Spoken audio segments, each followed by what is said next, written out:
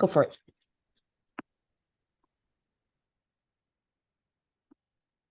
Can you see my slideshow? Yes. Okay. So hello there, and my name is Jianin Wang, and today I'll talk about my research about ornithological identification with convolutional neural networks. So as we all know, biodiversity is rapidly decreasing because of human factors such as climate change and habitat destruction, and many species are becoming endangered or extinct, especially birds. And scientists are working their best on the conservation of these species, but they face many problems, and one of which is how they monitor the wild species populations. And sometimes it is difficult to constantly monitor species due to various factors like the geographic location. And I think one of the possible solution is using camera and image classification techniques, which will be the main focus of this research. And this research will aim to identify 10 different species of birds based on their images using a machine learning technique called convolutional neural network.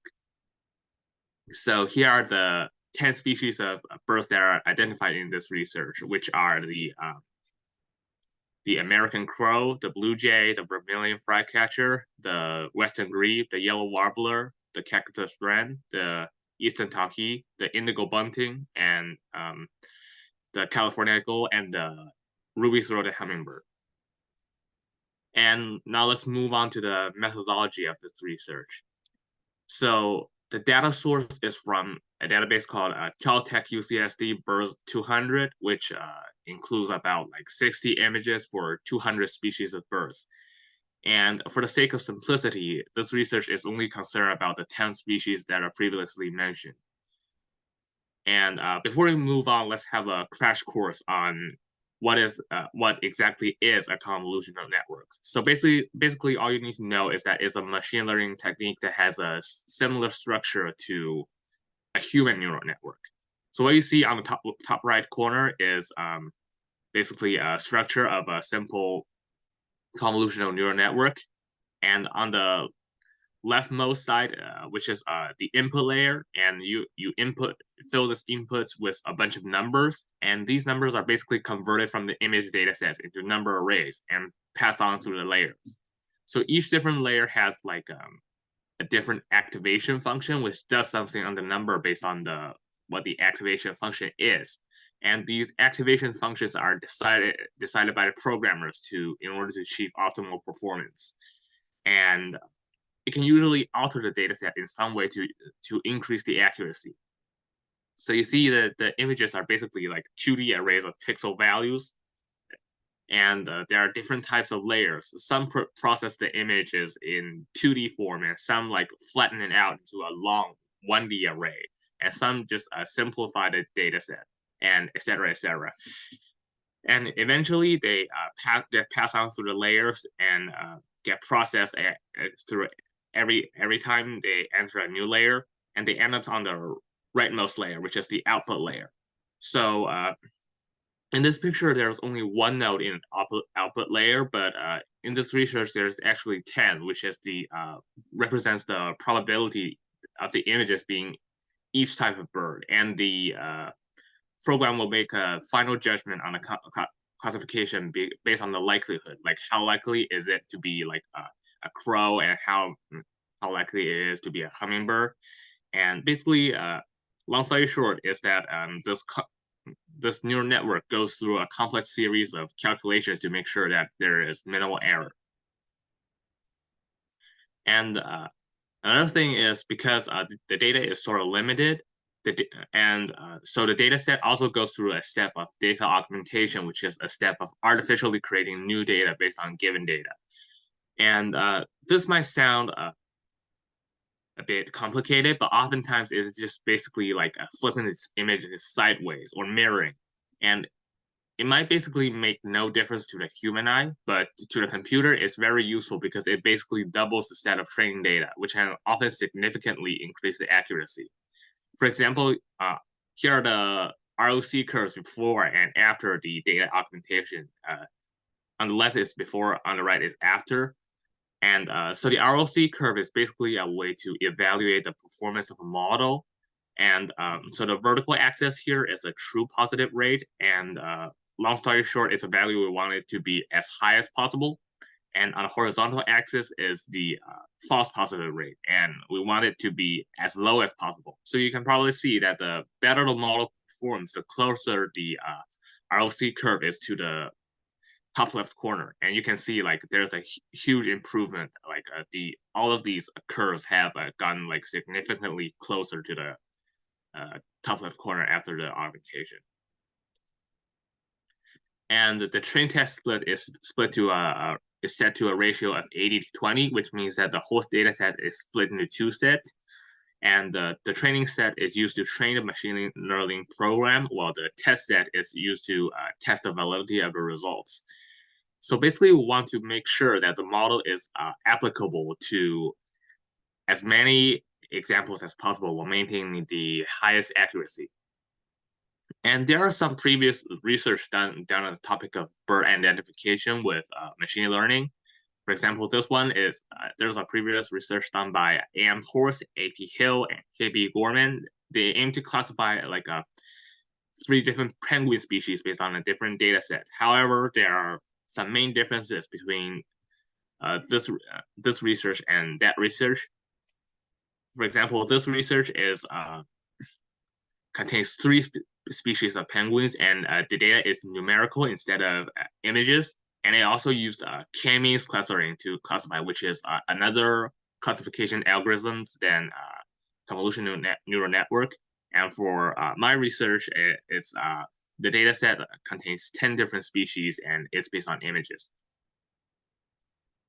And now let's move on to the results of my study. So the final version of the model has a fairly high accuracy of 70%, which means that it makes correct predictions on 70% of the images. And another way to represent the results is a confusion matrix. So you can see here the vertical axis is the true label, and the horizontal axis is the predicted label. So the true label is what the image actually is, and the predicted label is what prediction the computer makes. So each bird is assigned a number from 0 to 9. And so, for example, on the bottom left corner, the true label is 9, and the predicted label is 0. So it means like there are 2 images that are supposed to be ruby-throated hummingbirds, but the computer mistakenly classifies as American crow. So you can see like so you can probably see we want as many things across the diagonal from the top left to bottom right, because the two labels match, which is a correct prediction. And you can see overall most of the data lies on this diagonal, which is a good sign. And here's the final version, ROC curve. So you can see like most of the curves are close to the top left corner, as previously mentioned. And another method to determine the performance of the model is the AUC, or the area under a curve. So it's basically a number from 0 to 1, and we want it to be as high as possible.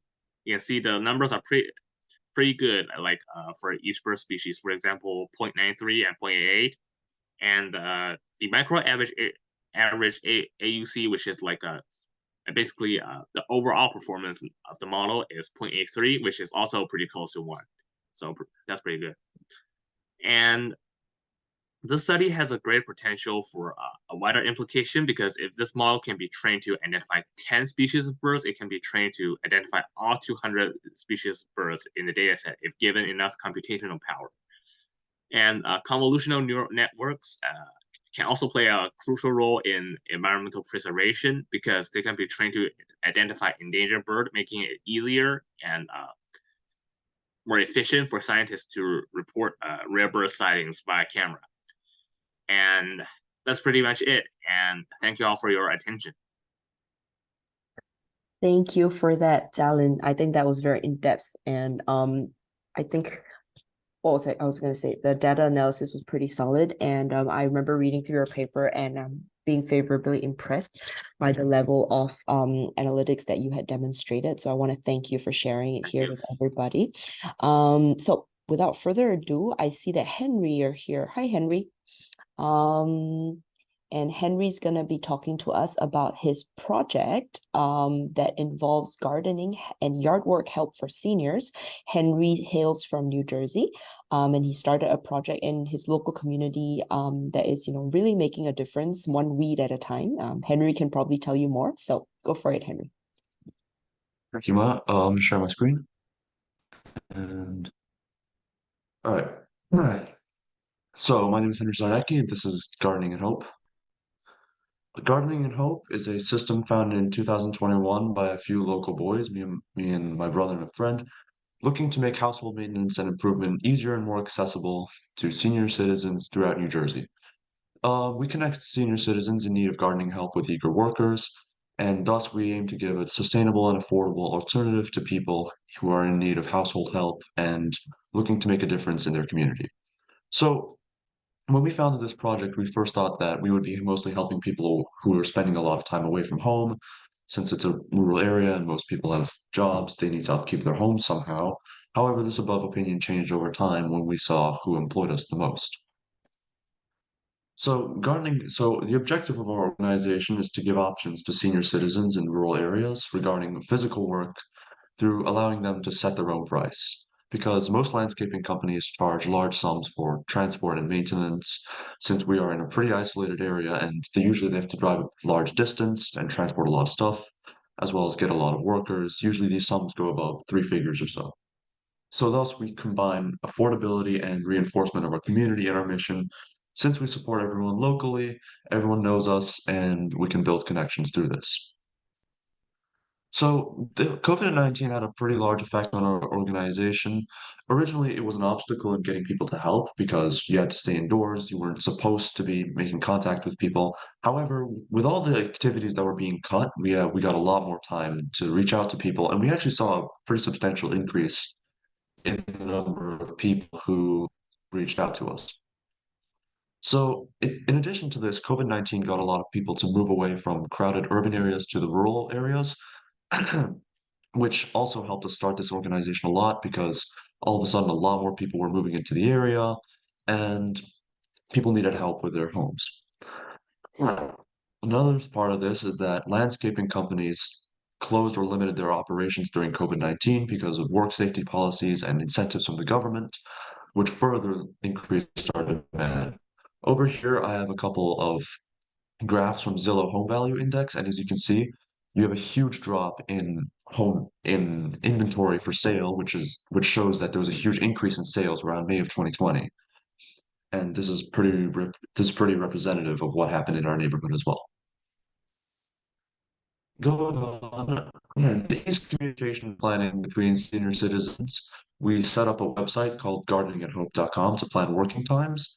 And so how it works is that there is a section on the website which allows people who go on to enter a time, location, and date, and a description of when they would like something to happen.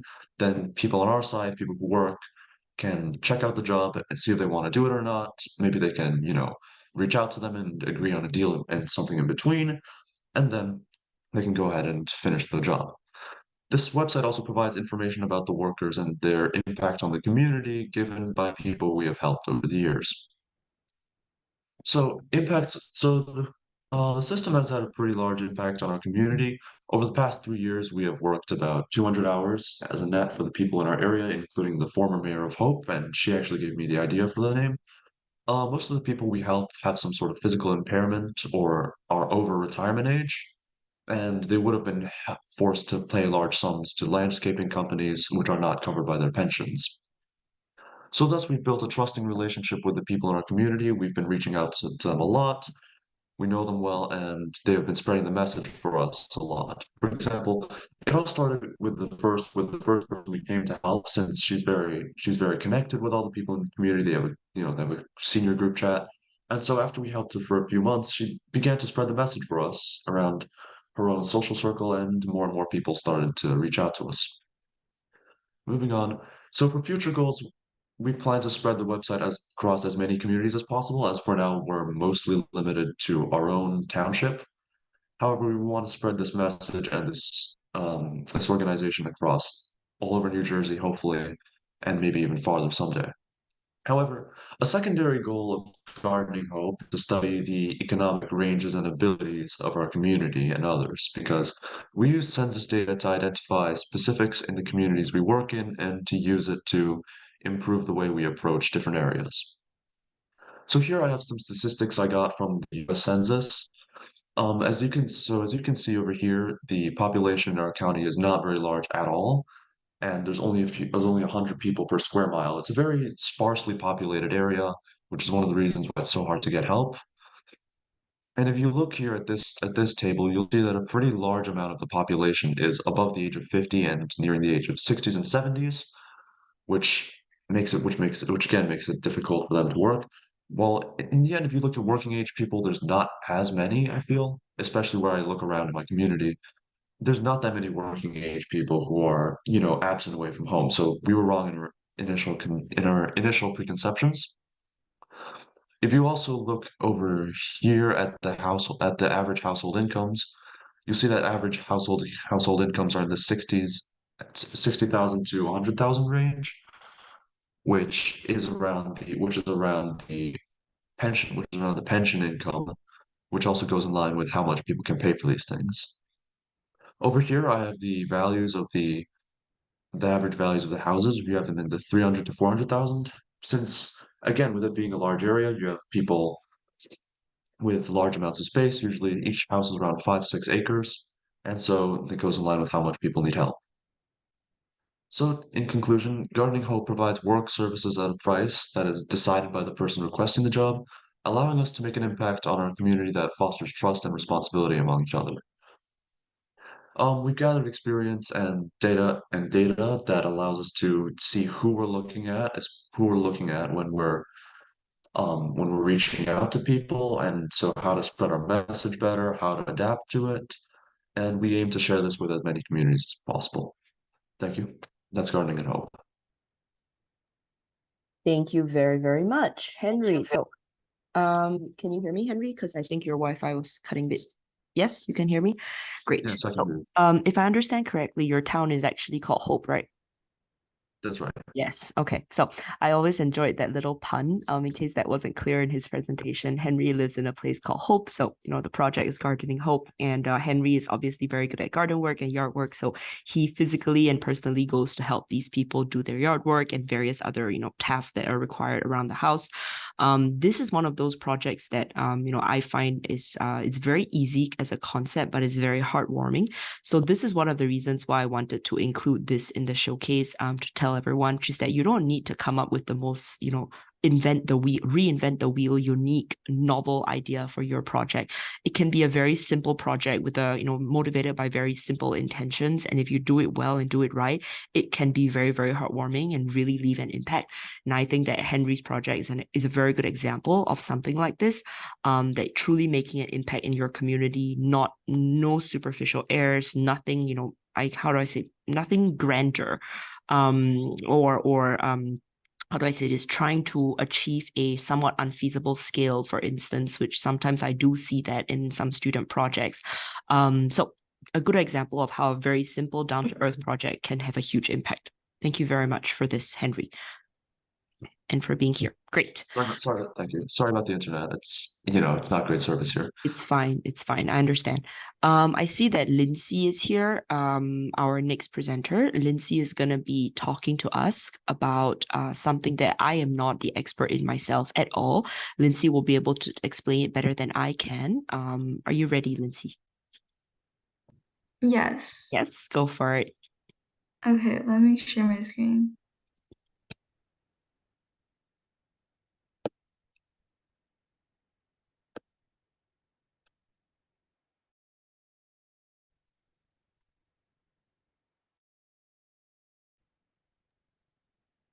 Are you able to? If not, I can on my end.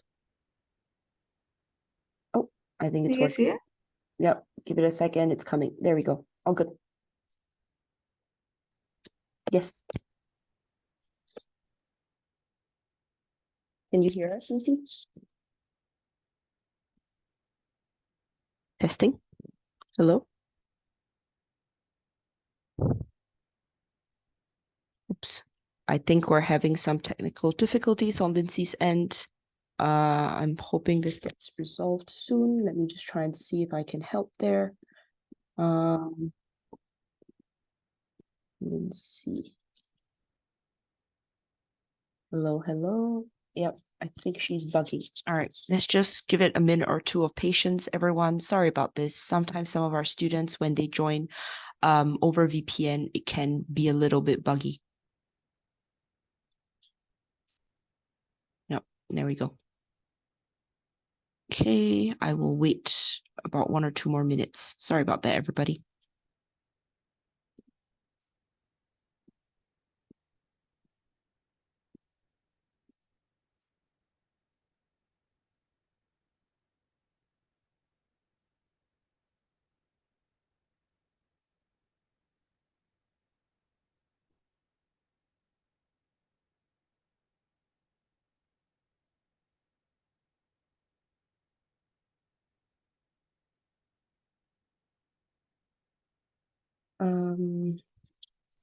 Wondering what can I do? Okay. While we are waiting, let me give everybody a teaser. So later today, we will be revealing the results of our ID Action Global Pitch competition. We have selected winners from this competition, and they will be receiving funding directly from the Lil Venture Fund. There's a total of 7 projects that are receiving funding up to a total of 5K USD. So it's very exciting. These projects form quite a wide range, and I'm excited to tell you more about these projects as well as the kinds of fundings that they have received. So, do stick around for that, and I hope that that kind of serves as inspiration for everybody here, that could be you as well. And so I hope to see your competition entry for the next funding cycle, which will be the competition in April next year. Every year we have 2 cycles, so it's usually around April, October. So now the November funding cycle has obviously been decided. So the next time that we call for competition entries is going to be in April 2024, and that will be for the May 2024 funding cycle. That's right. So if you have a project that, you're a little bit stuck in your expansion plans because you don't have enough funds, which, by the way, if you're feeling that, you're not alone. Most student projects run into this hurdle at some point or another. So this is a source of funding available to you. I actually think that it's the only funding source I know of that focuses specifically on high school level student projects.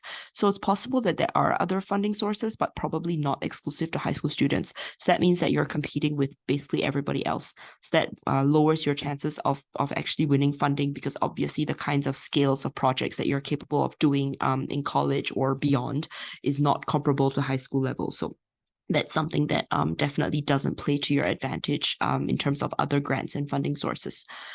Okay, cool. I still don't see Lindsay yet. I'm wondering if we should bring up our next person. Just give me a minute to organize that, everybody. I apologize for this. Okay.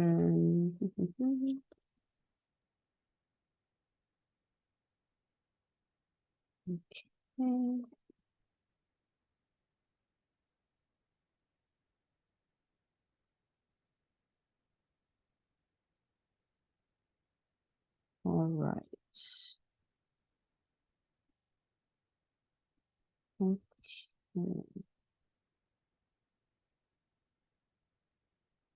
Okay.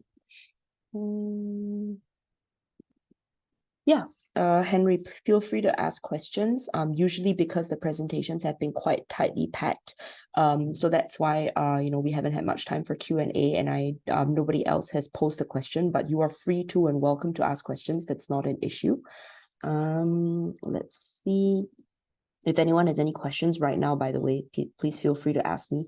I'm here and I have time with all of you while I look for where Lindsay is. Okay.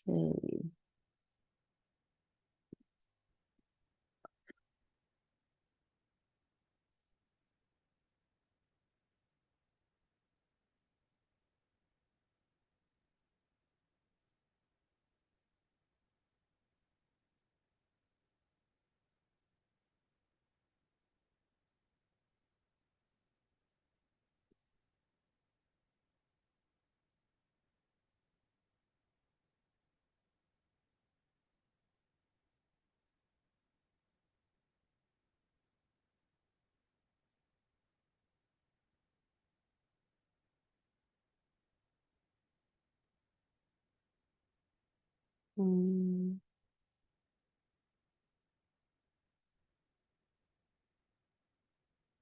Mm.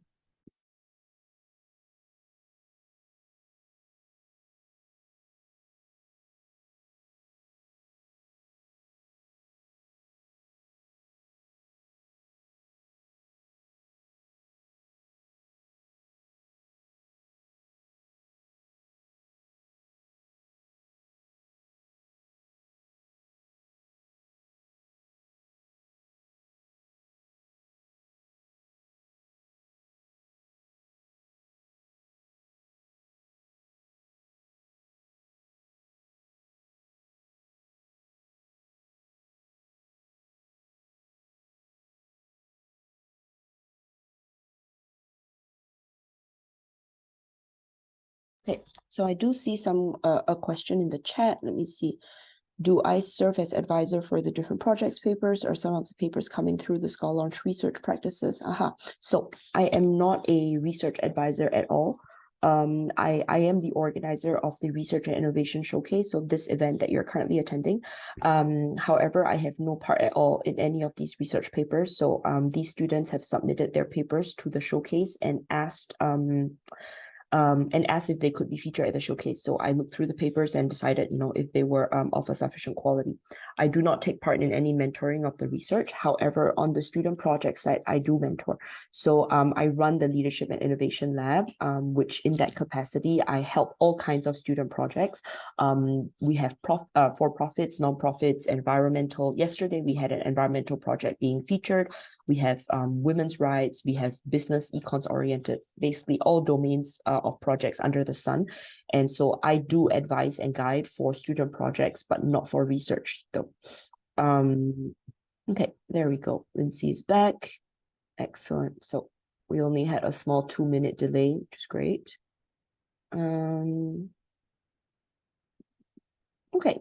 Hello, Lindsay. Welcome back. So sorry, my Wi-Fi just cut out. No worries. Are you joining us from China?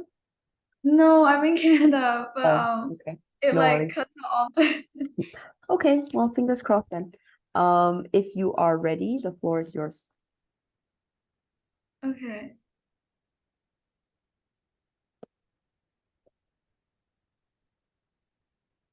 All right, go for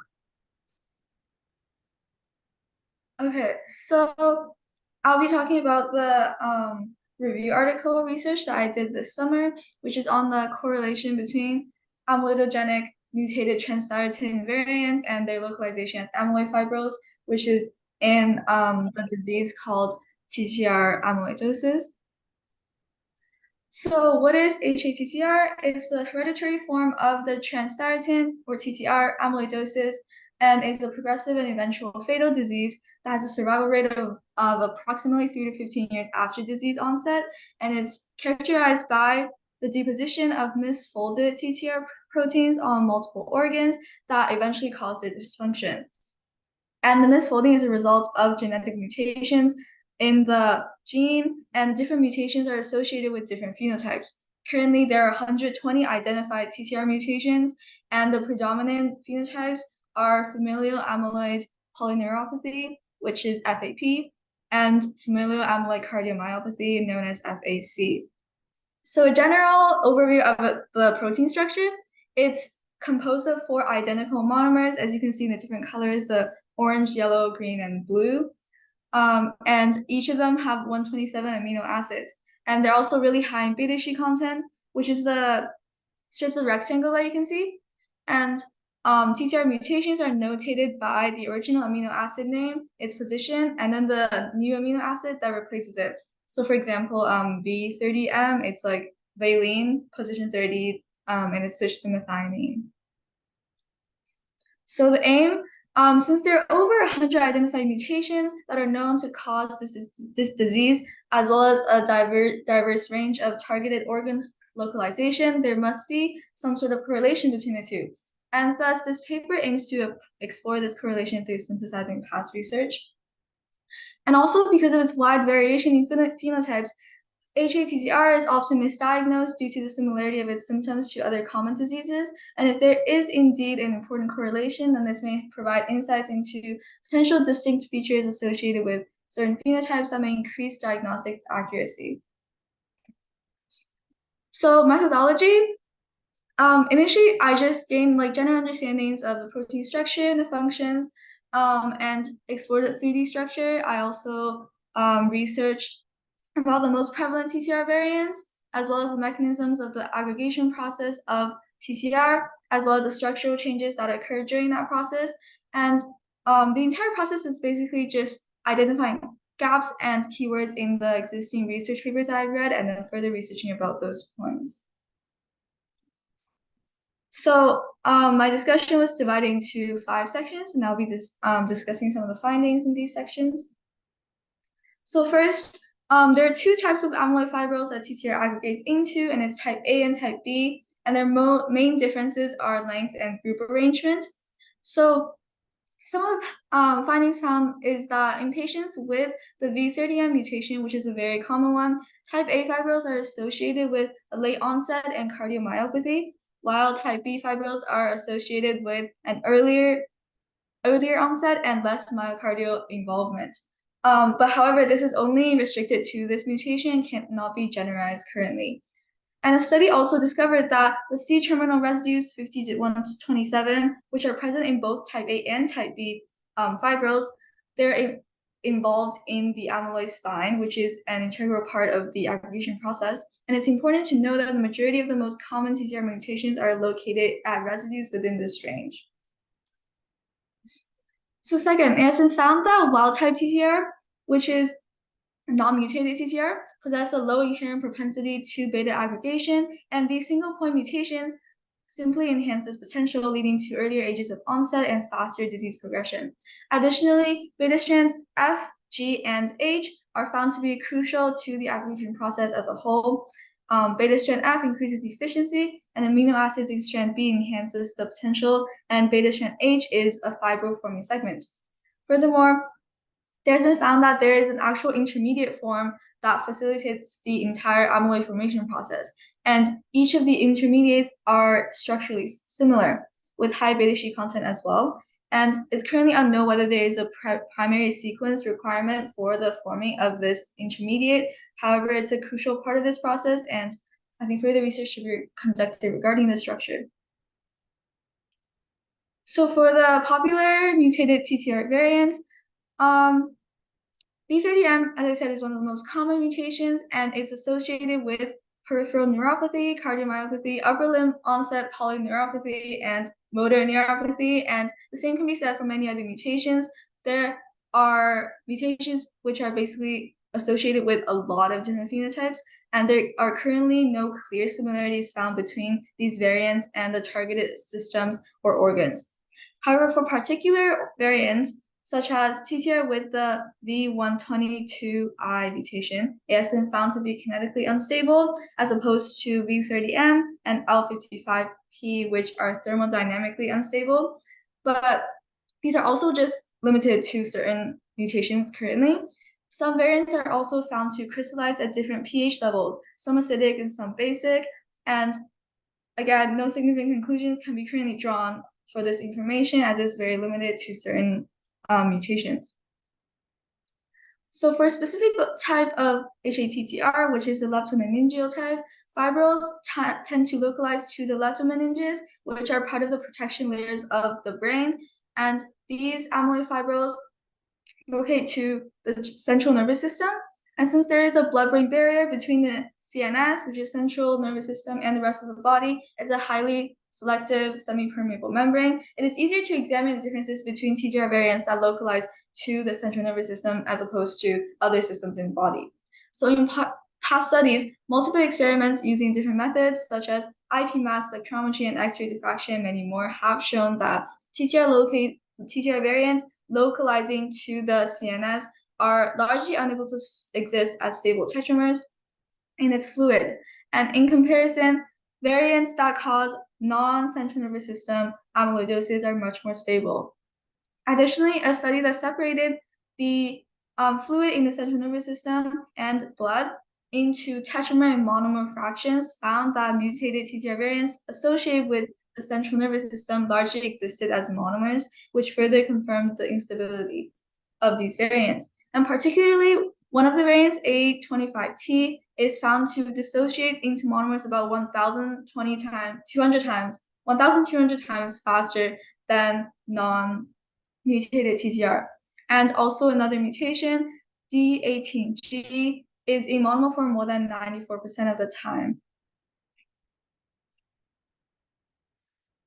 The correlation between stability of TTR and other traits. So the destabilization of the tetramer TTR is a key part of the formation of amyloid fibrils. And there are some correlations between stability found, but they also cannot be generalized to most TTR mutations. So the first is that increasing stability of these variants to acid denaturation in vitro is correlated with younger FAP ages of onset in vivo. For example, one of the most unstable FAP-associated variants, alpha-25P, has a disease onset in the second decade of life, while a lot of other variants have an onset in the fifth decade, which is like 50 to 60 years old. And the second is that structurally, excessive proximity of the mutation site of mutations to nearby hydrophobic residues also have a destabilizing effect on the overall protein structure. So as we reach the concluding part of this discussion, I'd like to propose 3 areas of future research that can build on the current findings of this topic. So first of all, the residues 50 to 127 of the C terminus. 32 out of 77 of these residues actually form a structure that suggests the involvement of the C terminus in the amyloid spine, and further research into these 32 residues will prove extremely insightful. Secondly, because most of the phenotypes, including the predominant ones, involve organs outside the central nervous system, it is crucial to identify similarities and differences between these variants that cause system dysfunctions outside the central nervous system, as opposed to comparing central nervous system and others. And furthermore, differences in the primary sequence of the monomeric intermediates, if one exists, are especially important because they're so similar. And since it is an integral part of the intermediate, perhaps these differences will play a role in dictating the location of where these TTR variants will localize after they're aggregated. Thank you. Great. I'm glad that held up. Thank you very much, Lindsay, for making an effort to join back as quick as you can, and that was super helpful. Okay, I believe that we are now switching gears, everybody, to something less STEMmy. So I think that we've had two, between Jialin and Lindsay, we've had 2 quite STEM-oriented papers today. We are now switching gears to listen to Martin, who's going to talk to us about fashion and how to grow a fashion Excuse me. brand. All right, excuse me if I may. Can I ask a question for Lindsay Of course. about her presentation?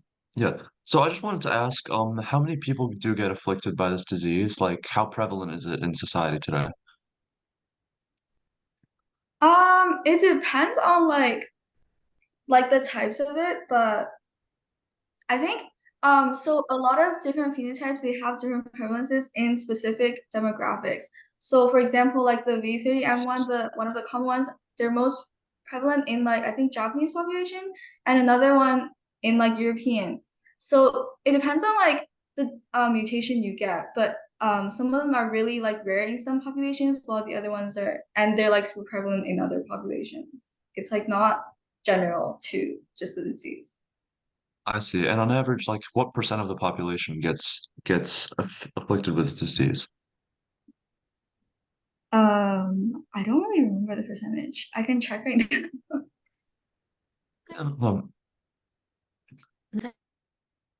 Okay, great.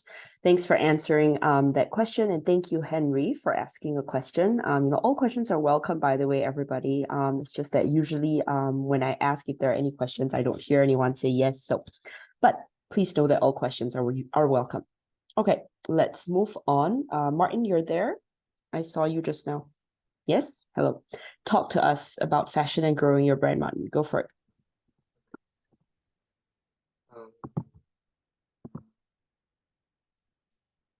Can everyone see my screen? It's coming. Give it a second. All good. Go for it. So hi everyone, my name is Martin and my paper is on fashion creatives and investors, how to maintain artistic integrity while growing your brand.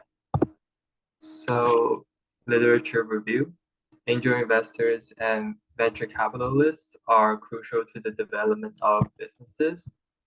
Angel investors are wealthy individuals who usually provide monetary support to startups where the risk of failure is the highest in exchange for shares or ownership equity. VCs are private equity investors or firms providing monetary support for companies looking to scale and commercialize their products.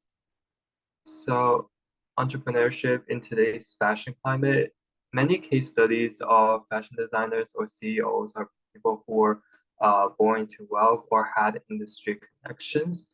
There are some exceptions, such as Vivienne Westwood or Martin Margiela, who successfully broke through the fashion industry's elitist barrier, but a few decades later, the industry has changed drastically, becoming even more turbulent and demanding after the pandemic. So for young creatives, it doesn't help that the relationship between financial well-being and artistic freedom appears to be a paradox, that commercialized anything is often absent of originality and made to please the public.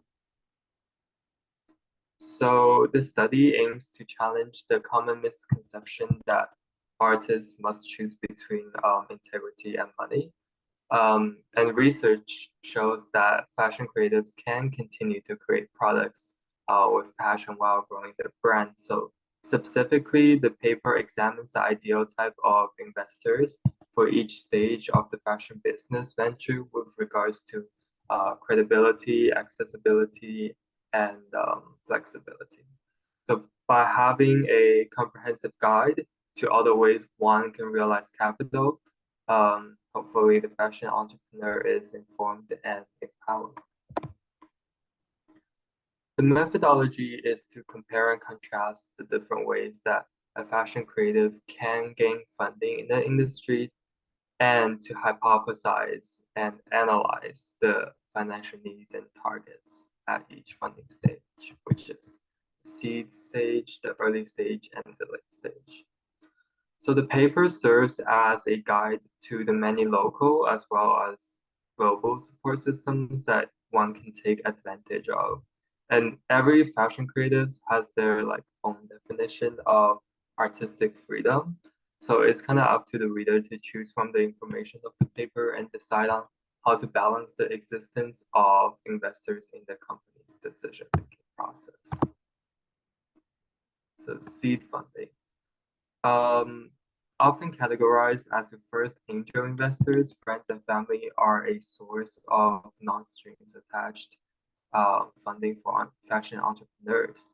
In ideal circumstances, friends and family do not attempt to influence or take over your business plans.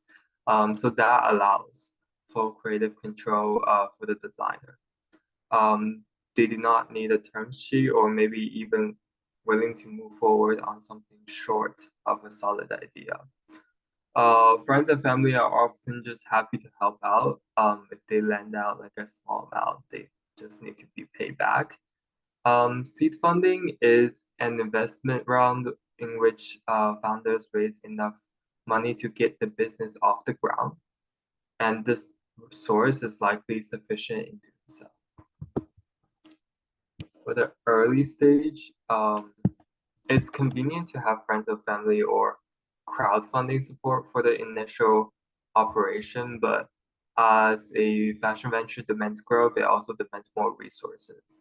So during the early stage, where demand for ideas meets distribution, fashion companies will need a number of things, including advertising, support, technology, sales, and employees. So in this stage, venture capitalists and grants can provide professional help and a large sum of money. However, this is also the stage where artistic integrity is the most threatened. So for the majority of fashion projects, multiple government grants can support the brand vision. And at this stage, daily sales should be able to bankroll the business, and one should remain confident in their work, even if no like international recognition has come. So those competitive awards, such as the LVMH prize, are mostly important for covering unprecedented costs or providing a head start in the later stage. So in the later stage, after adequate funding is acquired and the business becomes sustainable, expansion is necessary for creatives looking to make an impact on the world. And VCs are fitting for managing like special operations while giving the artist their time to perfect their craft. So VCs can give access to exclusive business networks and are supported by large pools of capital. And with the fashion world being so turbulent, a company with VCs to back it up may have a better chance of surviving a long time as compared to a completely independent one. And creatives should primarily have their vision be matched by their chosen investors. So for example, an environmentally focused fashion business will not be well supported by a traditional capitalist firm, especially with consumers these days being increasingly aware of greenwashing. Stakeholders and boards of the companies must be compliant in committing to environmental actions that do not directly contribute to profits in the short term. So to conclude, the extensive support system that a fashion creative could construct for themselves allows for uncompromising approach to a business in the arts. And on a wider scale, the paper can be applicable to startups in other art industries. So the process of funding a successful creative venture is luckily more science than art. And that's it. Okay, thank you very much for that, Martin. Just, I'm curious, what made you pick this topic to explore? Because I'm also an artist and I'm very passionate about fashion. And I think that I've also heard enough of like it's either my parents or just like people on the internet just saying that it's not really possible, to make a living out of like your passion. And I find that really sad to hear. So That's true. That's true. I've also heard something like that, which is that passion is the prerogative of the rich or something like this. Like if you don't have the funding, there's no point having passion, which I agree is a very tragic state of the world to live in. So, I hope that everyone here doesn't truly believe that. There are ways to find money and there are ways to, kind of find workarounds. All right. As you can see over here presented by Martin's project and the fact that, he cares so much about this topic to dive into it as a full-length academic research paper. Hopefully that will inspire everyone about what the power of passion can do. Thank you very much for that, Martin. If there are any questions for Martin, now is the time. If not, I will move on to Drew, which is actually our last presentation of this entire conference showcase. Drew's here with us, and Drew is a student from California, and he has started an international project that is both very active in the US and has now spread to Cameroon in Africa. I will let Drew tell you guys more about his project himself. Drew, are you here with us? Hello. Hey, Drew. I have a slideshow ready, so Go for it. You have the con. just share that.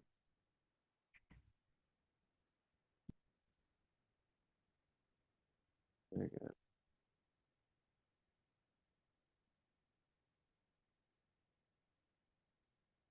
Okay, so I'm currently running a nonprofit called Frenemy, and we just recently expanded to Africa under our new name in Jetty. So what we do is we're connecting kids with disabilities. 1 second, Drew. Sorry, 1 second. I don't think people can see your deck because I can't see it. Oh.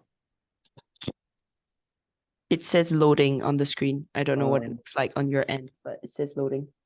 Here, maybe let me retry this.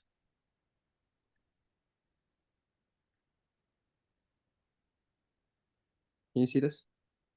Yes, go for it. Okay. Yeah, so we connect kids with disabilities with neurotypical students through Zoom, where they can play online games or just chit chat. So yeah, we have sessions 3 times a week, and it's always one-on-one in the breakout room option of the Zoom. So a bit of history is me and my sister co-founded the original organization in 2020 during the pandemic when Zoom started becoming more popular. So kids with disabilities were already isolated before the pandemic, but became much more apparent during lockdown. And so following the pandemic, kids wanted to stay online because it's super convenient. So we weren't really affected by membership because of the pandemic. Um, our mission is to help kids with disabilities develop friendships and practice their social skills. And we also want to teach neurotypical volunteers to be accepting of differences and celebrate neurodiversity. So today, organization as a co-president, and we have 3 managers that consistently run the Zooms, and someone who handles our social media presence. And so since we've started this, we've had over 800 kids join the program, and it continues to grow. So recently in 2023, an organization from Cameroon called Fondation Les Anges du Ciel, part of my French.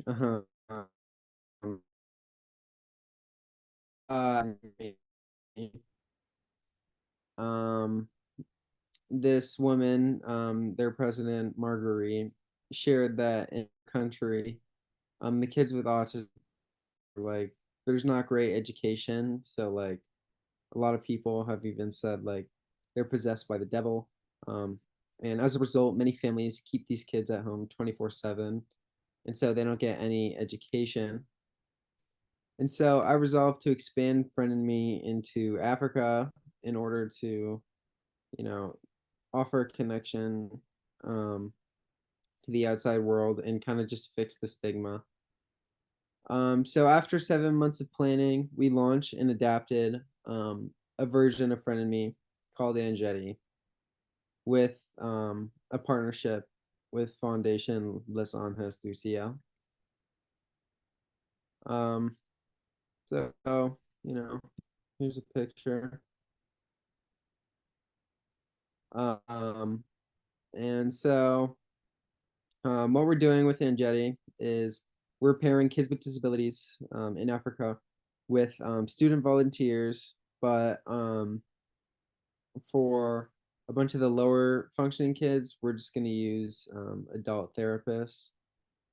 And because kids with autism in Cameroon tend to be lower functioning than, in the US, we ask parents to facilitate their participation.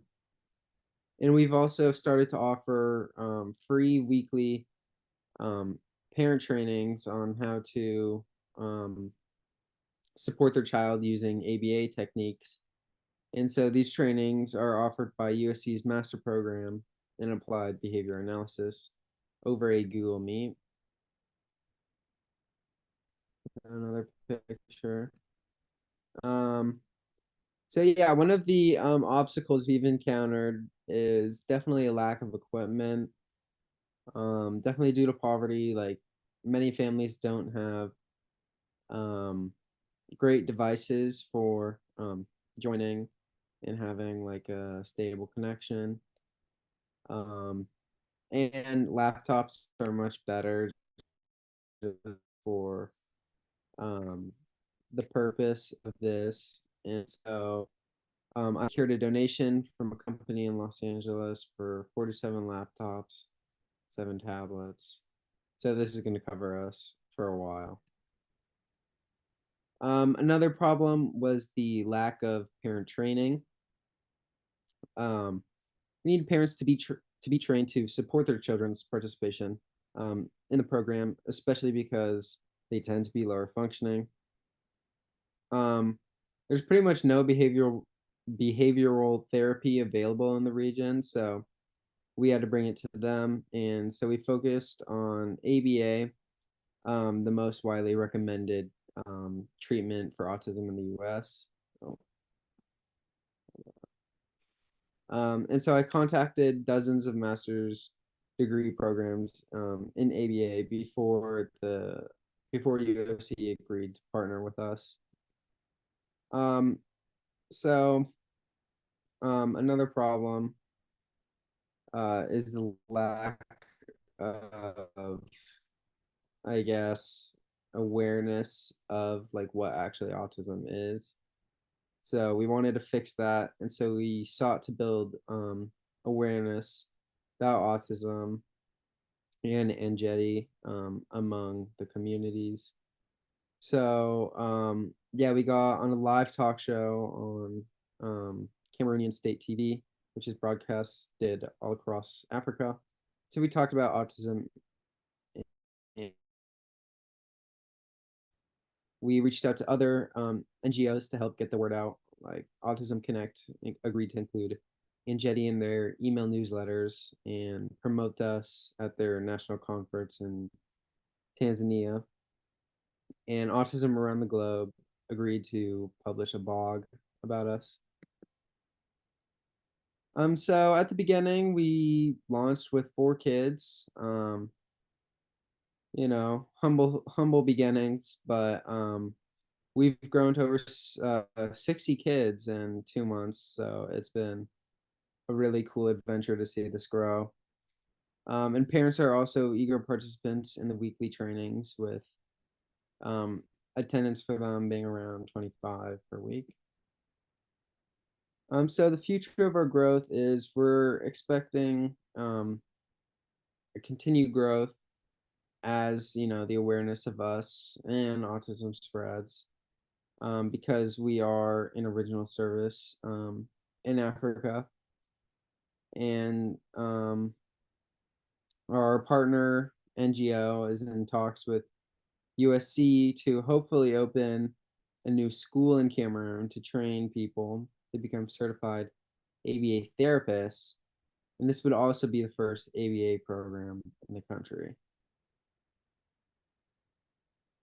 So for expansion, we're offering a flexible model that can be adapted to help a variety of different populations. And over the years, we have developed, you know, practices that allow us to communicate fluidly with parents and volunteers, pair up the buddies, you know, train up the volunteers, all that, like, I guess, basic stuff. And so more expansion. We want to set up a variety of different programs based on this like model. So we're partnering with a unified champion school affiliated with a Special Olympics to launch a new service called You and Me for young adults.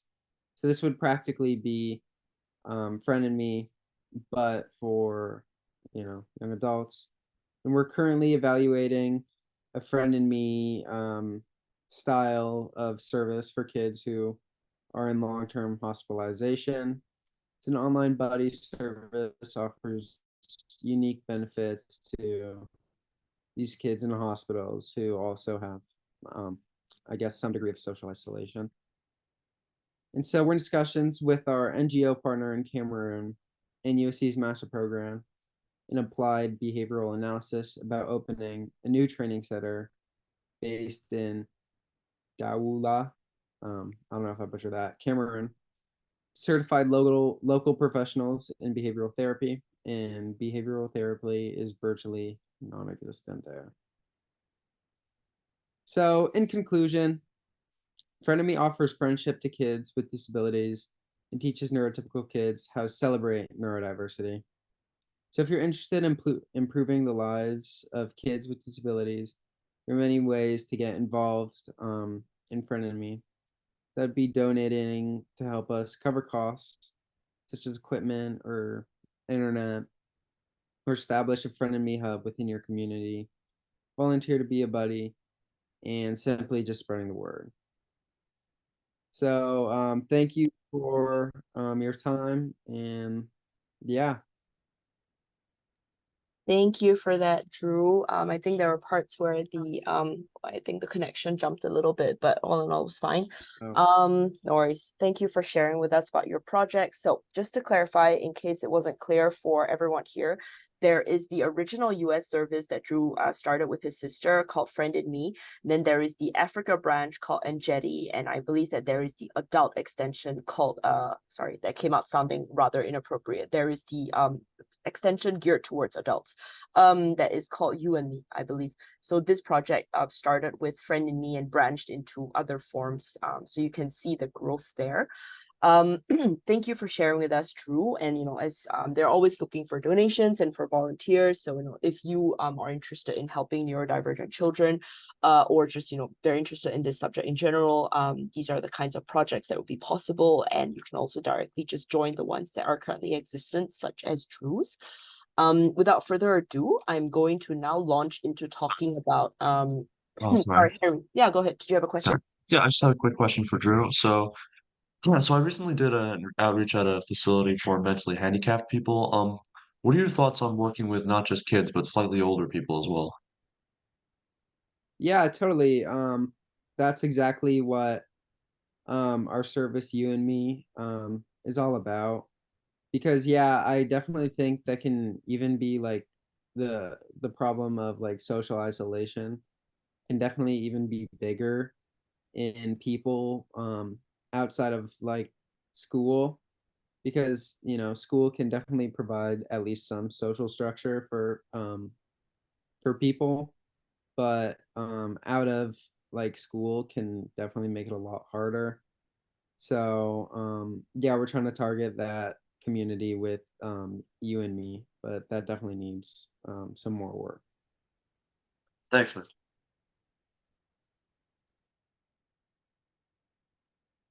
Oh, pardon me, everybody. I just momentarily had something caught in my throat. So, as I was saying, thank you for the question, Henry. Yeah, so they do have the more geared towards adults and non-students branch called You and Me.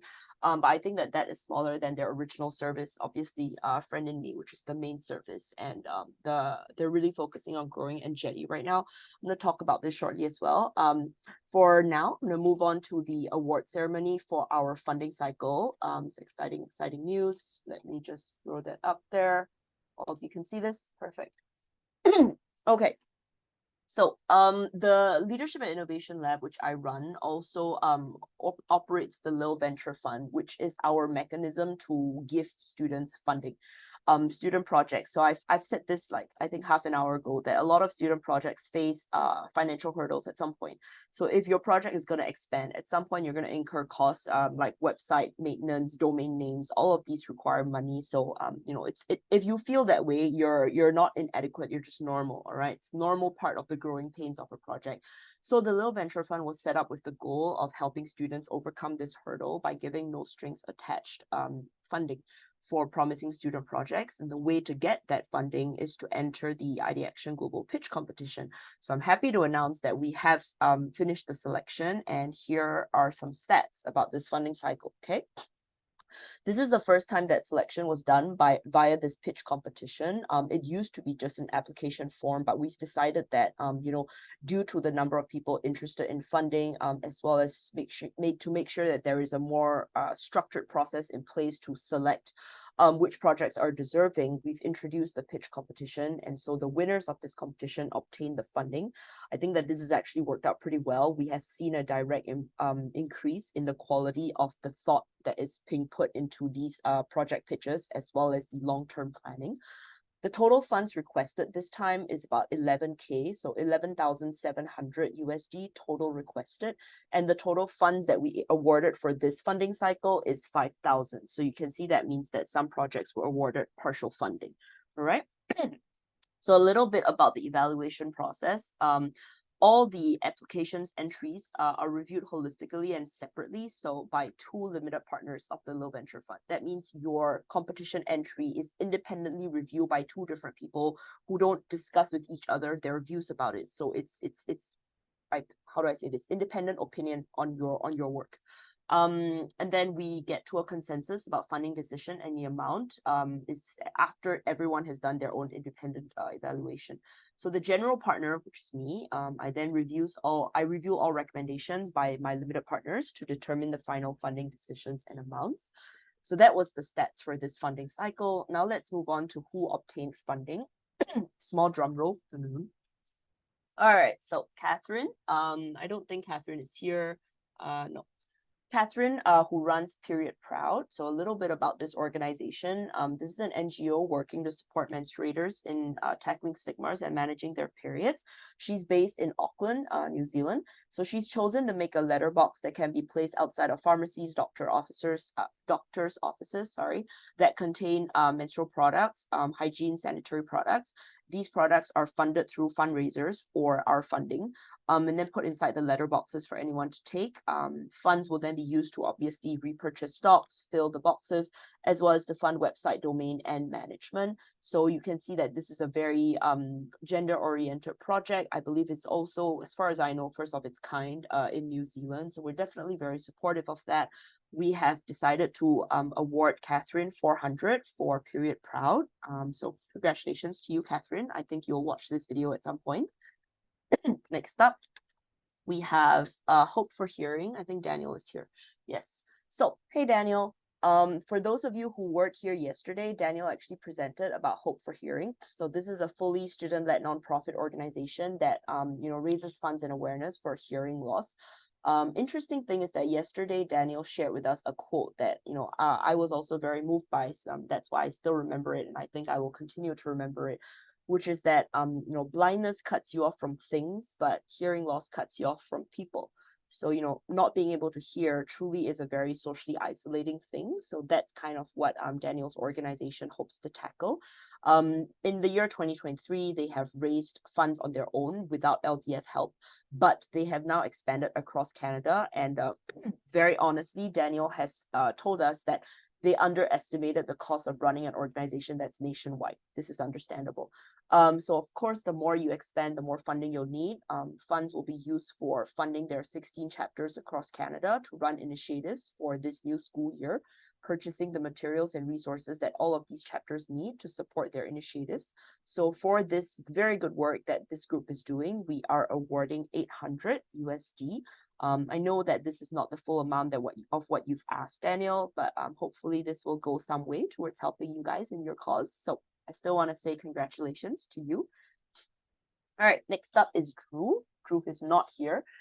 Drew is one of my students who actually joined the Low Intensive program a couple months back, and he is particularly interested in forest bathing. I don't know if you guys know what is forest bathing. It is if you've heard of it, good. And be a little bit patient with me as I explain what this is. Forest bathing is a Japanese alternative therapy technique where basically if you're depressed or sad or not well, actually doctors in Japan can prescribe you to go forest bathing. There is a specific Japanese word for it, which I cannot remember now. But basically, you go to the forest and, it helps you feel better to be outside in the nature. So, whether or not you think that this is real or just placebo effect, that's fine. But that's exactly what Dhruv is looking into, whether actually there is scientific basis to forest bathing. Is the improvement in your wellness scientifically corroborated? So, his group not only leads people on forest bathing walks. He's actually based in New Jersey. He organizes people to go forest bathing once a month. So like literally they all go take a walk together in the forest and they practice these wellness techniques. He also is looking into the scientific side of it. So the research into phytoncides, which I believe is the element that is the key element here that we're looking at about whether or not this actually leads to increase in well-being.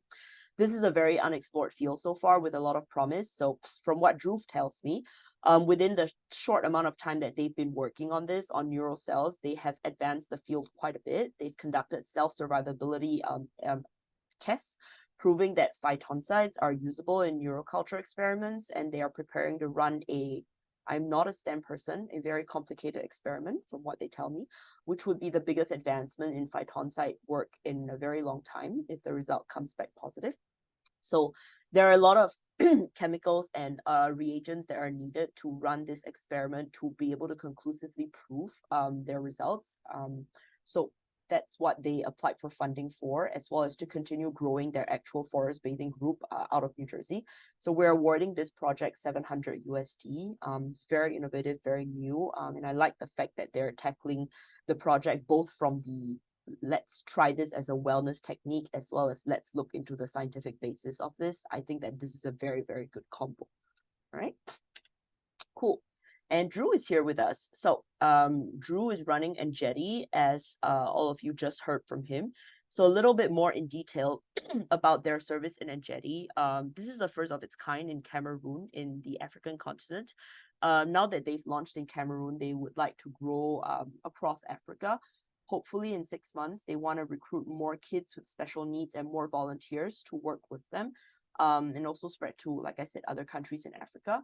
Why is it that they need funding, which I think is definitely a legit argument. So there is less concept of volunteering in Africa, just because the socioeconomic environment there is different. So, if you want adult therapists to work in the Enjeti project and provide the kinds of help that children with special needs require, they need to be paid. So of course, there's also access to Wi-Fi, access to laptops, access to going online and Zoom, these kinds of things that constitute the basis of their service. So we are awarding Enjeti project 1,000 USD to expand in Africa, and we wish them all the success. Congratulations to you, Drew. Next up, we have Catherine Ma, who runs Bridging Generations. I believe Catherine is in Toronto. Also a student of mine, although I have no personal, how do I say this? I have no personal involvement in these projects. So Catherine runs Bridging Generations. It's a multimedia project spotlighting the voices of Chinese Canadian families, people. Basically, I think they're looking at the generational differences in Chinese Canadians, basically first-gen immigrants versus the children raised in Canada. So far, they've interviewed 16 interviewees of Chinese immigrants and second-generation descent, asking them to reflect on their identity, how it impacts their relationship with their family. So they really want to represent this huge community that's not really discussed, at least in Toronto, second-generation youth. So they've created some interviews, some videos now, but the project is quite an early stage. They're hoping to invest money into YouTube ads, which can cost quite a lot, in order to increase their reach. The remaining money is going to go into organizing an in-person screening event for their work, which I think is a great idea. So booking a venue and hospitality for attendees, all of these things cost money. So we are awarding Bridging Generations 500 USD to do that. Okay. Next up, Material Bank, which is also Catherine. So this is a good juncture for me to tell you that there's actually no restriction on if you have 2 projects, you are welcome to submit 2 entries, which is what Catherine did. There's no restriction on 1 per person. So it's entirely evaluated based on merit and based on the quality of your thought process and what you're suggesting that you do with the money. All right. So Material Bank is another of Catherine's projects, federally registered nonprofit organization under Ontario. So I want to point to this federally registered. So for those of you here who are not that familiar with incorporation or perhaps not aware, in places like US or Canada, there is state level or province level and federal level, national level, okay?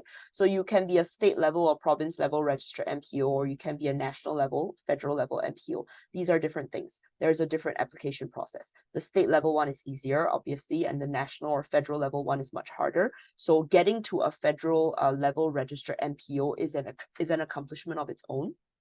And I remember when I first heard about this project, Material Bank, when it was very, very small, and Catherine had just started it in her school and there was nobody involved yet. And today it's grown into a federally registered NPO. So well done to you, Catherine.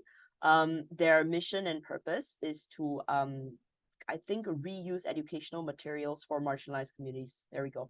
So basically, they redistribute and donate school materials free of charge. People who have donated things like old laptops, notebooks, pens and pencils, educational materials, and those donated materials are then given to people who need it. Now they are rapidly growing and expanding their donation collection through their marketing and ambassador program at other schools. So ambassador program is the way that they spread their geographic reach to other schools. They basically recruited ambassadors to spread the material bank in different locations. So you can imagine the amount of stuff that they've collected, and their houses are filled with boxes of donations. So they need to rent a storage unit to continue taking in donations. This makes sense to me. So that they can continue to collect and store and distribute donations. They also have a goal to host 5 more different events, and all of these require venue booking fees. So we are awarding Material Bank 800 USD to continue their good work. Catherine actually didn't write over here how many people they've impacted so far, but it's a quite a big number. All right, last one. Green Society. So Victor was here yesterday. I don't think he's here now. Victor is, I want to say Vancouver, or in Canada. It's either Toronto or Vancouver.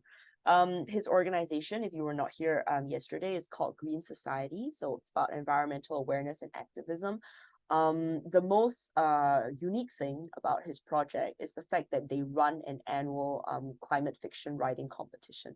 So we don't usually see this in student projects, the fact that they run a competition and the fact that it's about climate fiction, which, you know, for those of you who are not aware, it's a very unique and niche genre. Don't worry, because like before I met Victor, I didn't know what climate fiction was either. I learned that from Victor. Basically, it's like a apocalyptic fiction, but because of climate change. So it's a very unique niche. So they have their own writing competition on this. And the competition last year was quite successful, and this year it's bigger. So they're trying to apply for the funding to offer prizes for their contest, to be able to invite guest speakers for their environmental workshops, obviously also to obtain judges for the competition entries. Any extra funding that they receive will be donated to environmental charities, funds, or invested into green tech companies. So very well done. Excellent. Thank you, Victor. And we will be awarding them 800 USD for the good work that they're doing. So you can see over here that all of these student groups, you know, really started from extremely small. I remember when I first met these students, and it was just the planning stage. There was nothing. And see what it's grown to today. And hopefully with funding, they will be able to get bigger and better. So I want to kind of tell each and every one of you here today that, you know, none of these, actually, a lot of these students that you see here today who won funding, when I first met them, they didn't think that something like this was possible either. So if that's how you're feeling, you're not alone. It's very normal to feel that way. And they didn't get here in a day. Rome was not built in a day. These kinds of projects are not built in a day. It's usually something like a year and a half to get to this kind of scale. It's really just a question about perseverance, not giving up, seeking help when needed, such as funding through LVF, such as emailing me and asking, Maya, help me. All right, so excellent. I'm also launching a new service by the LVF. This is new. We never had this before. So as an additional perk for the project's awarded funding, the LVF will provide a further new service, which is customized videography. We will produce for our funded projects and organizations customized video clip in accordance to what you need. This could be a promotional video, an explanatory clip, a marketing clip, whatever it is that you need, tell us and we will make it for you. Just a short clip of like maybe 5 minutes. The official videographer for the LVF will be our very own Dan. Dan is, I believe, based in North America as well. Dan is very proficient in making videos, and he will become our official videographer for our projects. Excellent. Okay, congratulations to all of our awardees. You will receive information about how funds will get to you and monitoring procedures shortly. So as part of getting funding from the LVF, you subject your project to monitoring on a monthly basis. This is nothing onerous. Basically, we just want to know how you're doing and what are you actually using the funds in the ways that you said you would. That's it. All right, it's like a 15-minute check-in every month. So you will get more information on this shortly, either by tomorrow or Tuesday. Okay, Special thanks to our LVF Limited partners for this funding cycle. We have Annie, Sandeep, Rithvik, Matt, Nicholas, Victor, and Andy. Don't worry, nobody here evaluated their own project. That was made very clear so that there is no conflict of interest. Okay. I also wanted to give a special thanks to John, who assisted me with the preparations for this showcase. All right. Thank you, everybody, for being here today. We have reached the end of our fall 2023 showcase. I hope this was useful for all of you.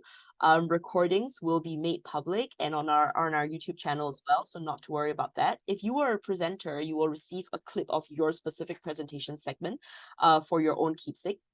Thank you, everybody, for your support of the Leadership and Innovation Lab and everything that we do. And I hope to see you at one of our future events. Have a lovely rest of your day, guys. Bye.